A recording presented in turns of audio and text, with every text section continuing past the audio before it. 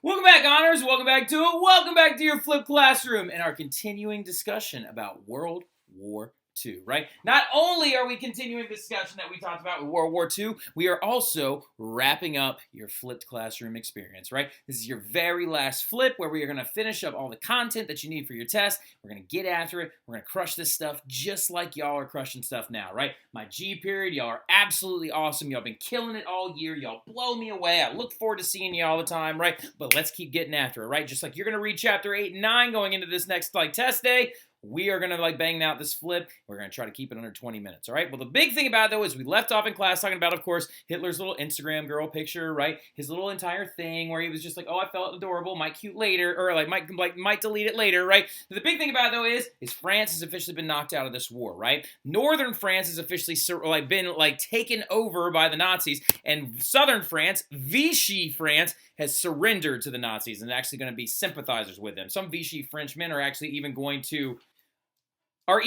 actually join up with the Nazis and actually even going to fight with them during World War II. A little note that you might want to jot down because I know that's in a multiple choice question on this test. But the big thing about it, though, is with the occupation of France, Hitler also is going to gain the entirety of West and most of Northern Africa, right? Places like Algeria, Tunisia, and modern-day Morocco will now fall under his control as well. So now the only ally left is Britain, and Russia is in Hitler's back pocket, right, as of the signing of the Nazi-Soviet non-aggression pact, right? But the thing about it, though, okay, that we're actually going to be getting after now is something that Mackenzie brought up in class, right? Mackenzie was talking about how, I believe it's in Narnia or something like that, they referred to the bombings of London and the bombings of Great Britain as the Blitz, right? Okay, now the Blitz or the Blitzkrieg is a very, very important concept, but we're going to see it used in its full efficacy from July to October of 1940, right? During this thing known as the Battle of Britain, right? And the Battle of Britain was the new German strategy to try and knock the Brits out of World War II as well. And the Germans are going to begin a massive air raid campaign that will commence in bombing the ever-loving daylights out of Great Britain, right?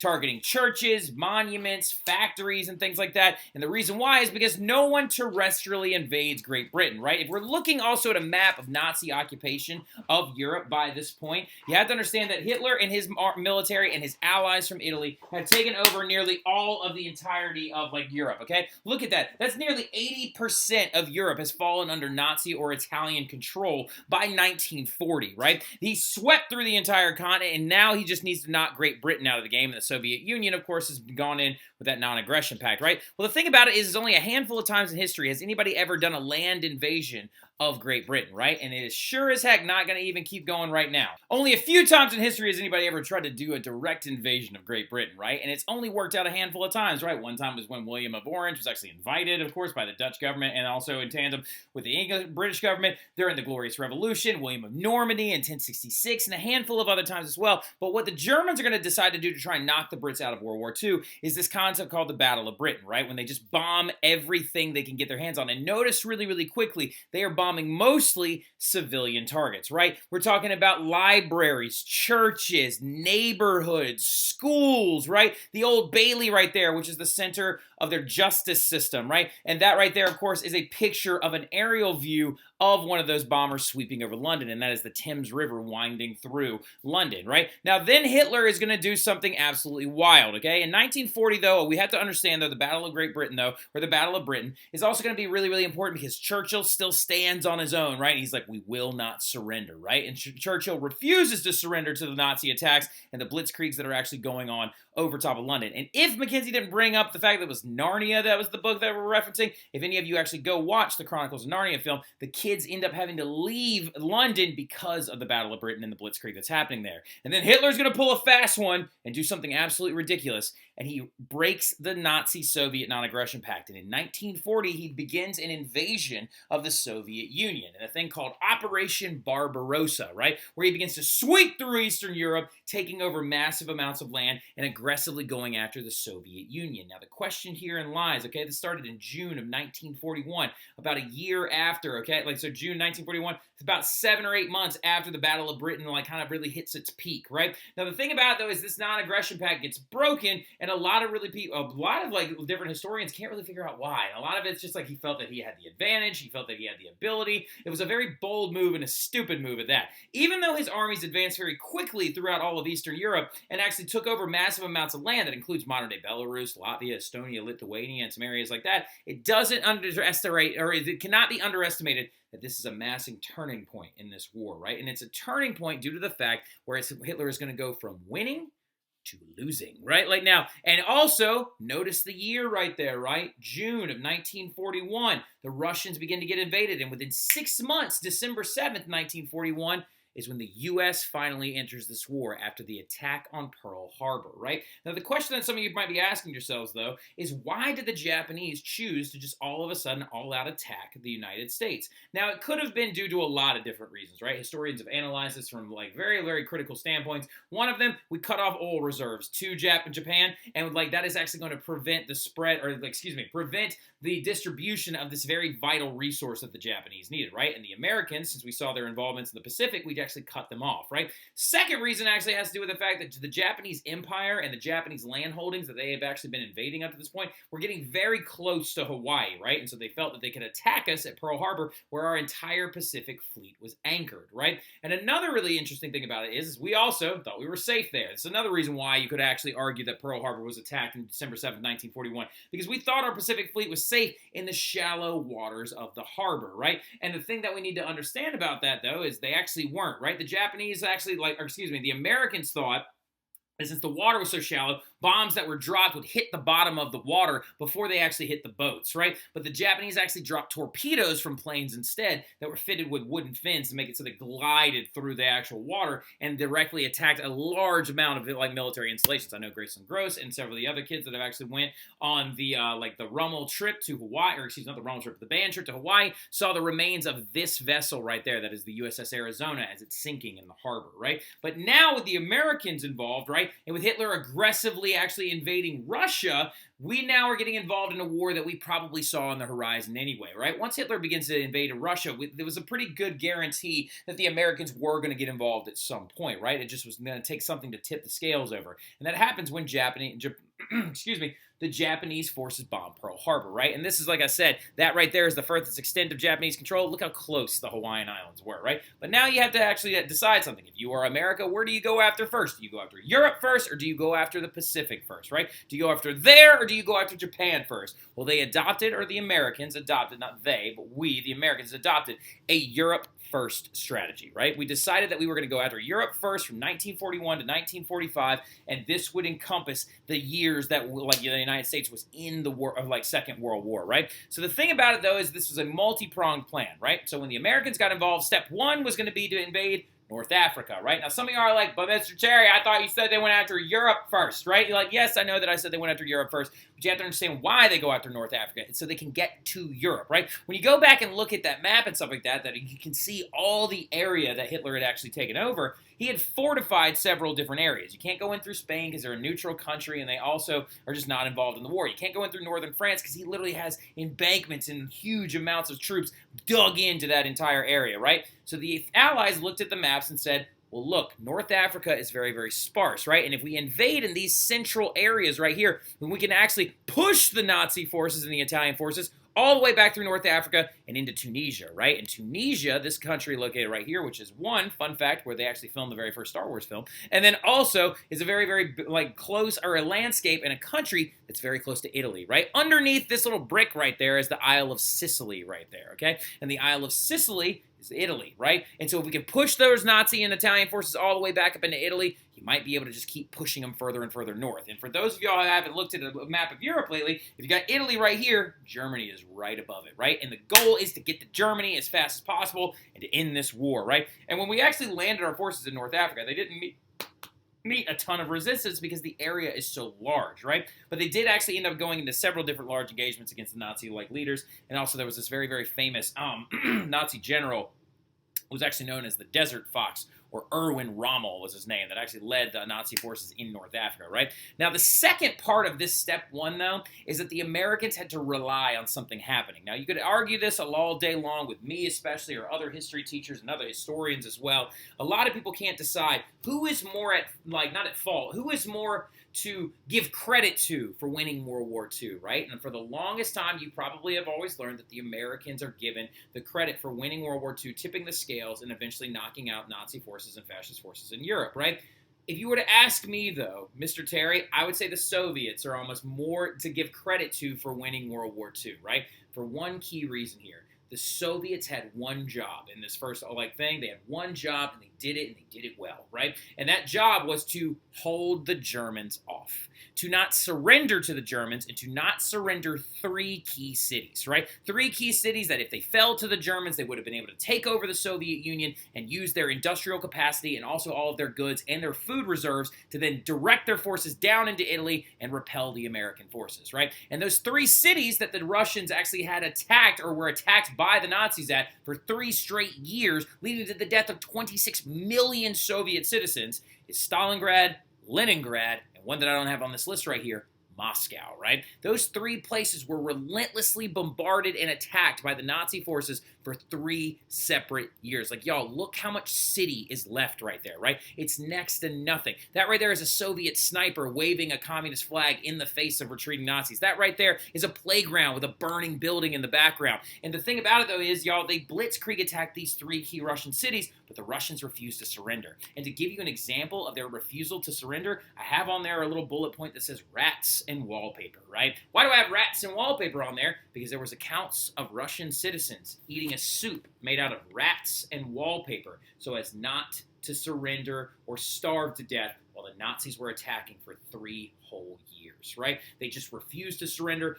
Russian fortitude is going to be very, very important. Even when they moved down to Stalingrad and begin to invade there later, the Russians just refused to surrender, right? And they kept Germany's forces thinned out enough to where the Americans are going to be able to push through and get up into Italy. Now, the thing about it, though, is step 2 was to move up through Italy, right? Problem was that the Italian campaign wasn't the best decision, right? This is this thing called Operation Husky, right, where we actually moved up through the Italian peninsula, but the problem was that the Italian terrain was very, very rough, it was rugged, and also it was heavily populated, which made it very, very difficult to fight in, right? So our forces actually got stalled up right around, like, northern Italy, right? Right close to where is now modern-day Tuscany. They actually kind of get headed off there, and they actually have a very, very tough time getting past that, right? So the Allies are now faced with a rough decision. You got the Russians holding on, right? They're holding on. They refuse to surrender. And you got the American forces who are getting stalled out in Italy right now, right? But then the Americans come up with another idea, and they had this one in their back pocket all the time. They decide to go for a pincer move, right? They're not going to open up 2 fronts. Y'all, they're going to open up 3 fronts, right? This ain't some World War I stuff. This is now World War II stuff. The Americans decide that they're going to come at the Germans from 2 separate angles, while the Russians have their front, making it a total of a 3-front war to cripple the German forces and to bring it into World War II, right? Now, the thing about it, though, is step 3 is going to be a new addendum. It's not even really step 3. It's like step 2 didn't work, so we're doing another step 2 and stuff like that. And it is known as the D-Day operation, also known as Operation Overlord, right? For the parents that are listening in the background, I know y'all have heard about this bad boy, right? The D-Day invasion, which occurred on June 6, 1944, was another attempt to do something that the Nazis thought that American forces would just never do, right? A direct full frontal assault on the Nazi fortified beaches of northern France, right? Normandy is the location, of course, as you know, going all the way back to the Middle Ages, where William of Normandy was from, right? 1066, when he actually did the Battle of Hastings. But on June 6, 1944, the Allies mounted a joint assault on the beaches of Normandy to open up a gaping hole in the Nazi defenses, right? The Nazis thought that there was going to be uninvadable, right? Because the entire beachheads were lined with pillboxes and machine guns and heavy artillery to prevent anybody from being able to break through. But you see, the Allies had something interesting in their back pocket, right? We literally sent fake radio signals the entire time, right? We were like, oh, we're going to attack this beach, and then we lied. And we were like, oh, we're going to attack this beach, and then we lied. And then we go, oh, we're going to attack here, and we're going to attack here. And we instead did a massive 5-prong attack right here using 3 contingents of American forces, 1 British, 1 Canadian, right? On 5 different beachheads we were supposed to attack called Utah, Omaha, Gold, Juno, Sword, right? And we literally went a full-on, all-out, massive 3-wave invasion, which each of the waves had 100,000 troops each, right? And this is what the boys saw when literally the amphibious assault craft rolled up. Those front gates would roll down, they stormed into the beaches, and the Germans were waiting for them right here on that ridge, right?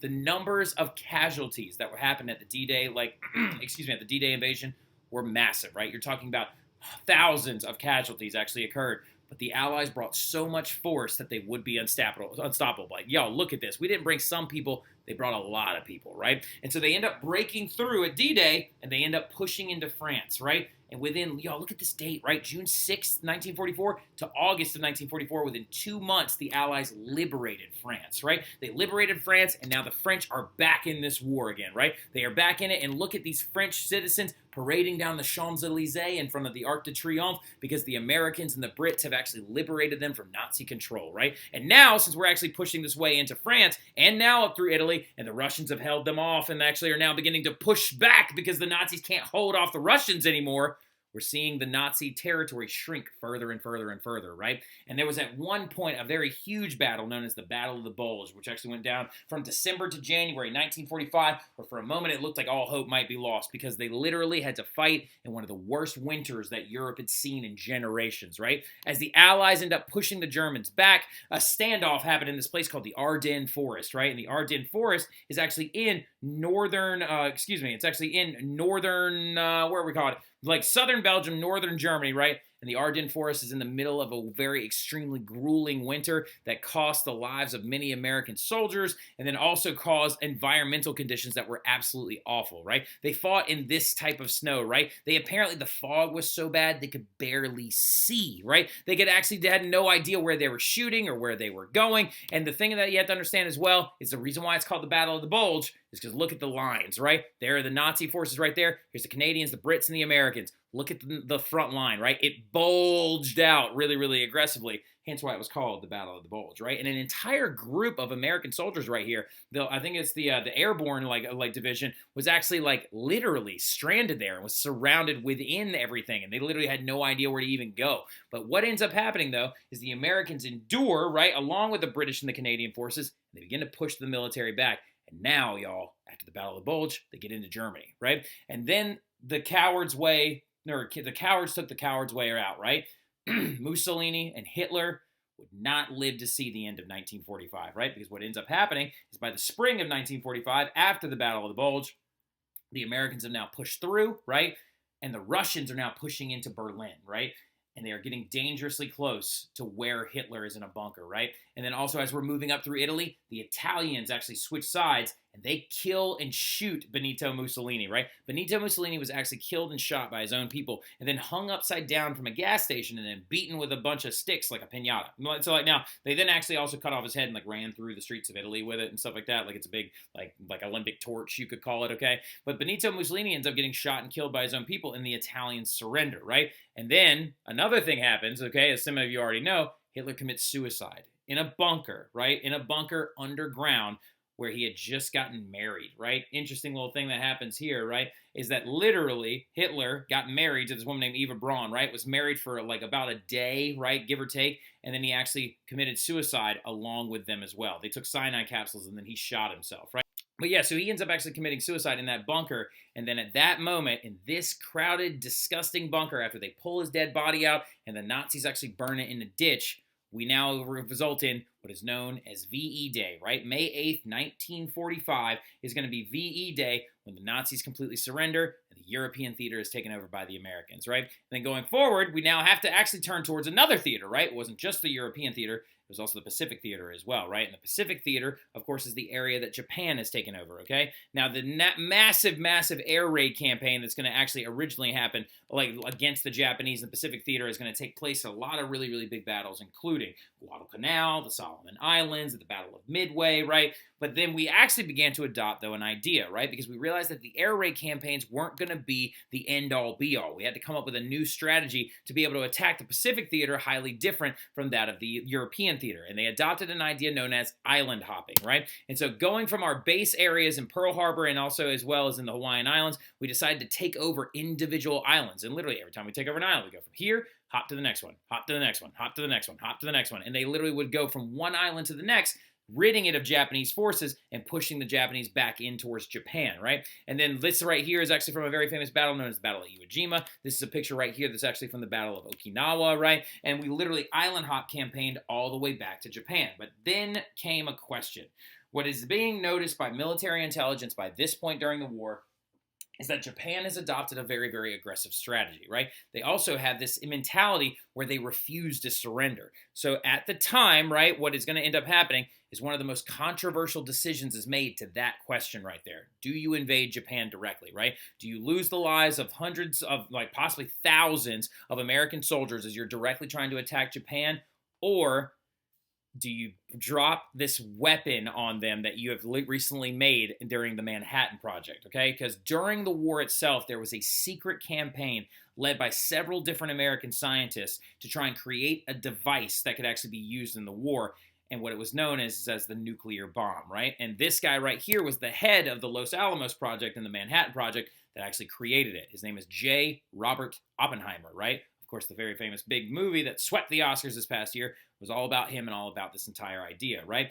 The thing about it, though, y'all, is FDR doesn't get to make this decision. Reason why is because he dies, right? During his fourth term, he does not make it through his fourth term, and he dies during his fourth term. And he is replaced by his vice president, a man by the name of Harry S. Truman, right? And Harry S. Truman is going to replace him and is going to come up with the idea that he actually makes one of the most controversial decisions in Western history, and he decides to drop nuclear provisions on Japan, right? And the very first one is a bomb named Little Boy. Literally, the bomb's name was Little Boy, right? Was dropped on the city of Hiroshima on August 6, 1945, killing over 100,000 civilians, men, women, children, like just regular people, right?